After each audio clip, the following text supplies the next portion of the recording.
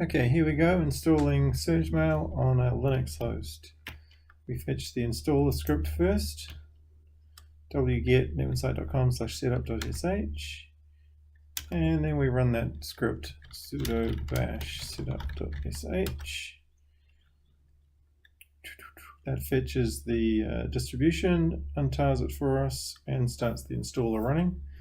We give it an install path, take the default, the domain we're going to install, let's call it testing.com.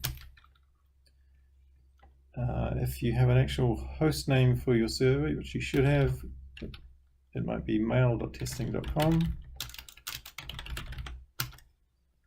And then an administration account, admin, set up a password. I won't tell you what my password is.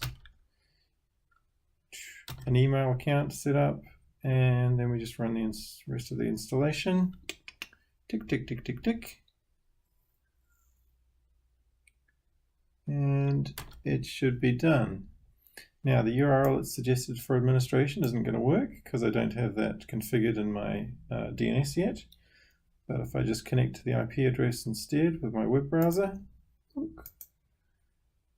port 7026, we should get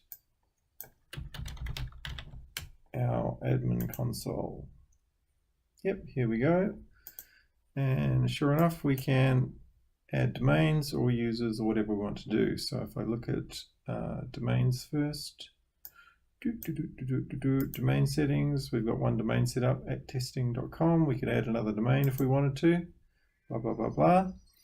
Or we can add a user account, go to the accounts page and create a test user, test1, set up a password, create account. Now I've created an account. Now we can log on to the server and use the webmail interface. That will be running on port 7080, SurgeWeb. Did I get it right? Indeed I didn't. Let's take off the port. Yeah, it's working.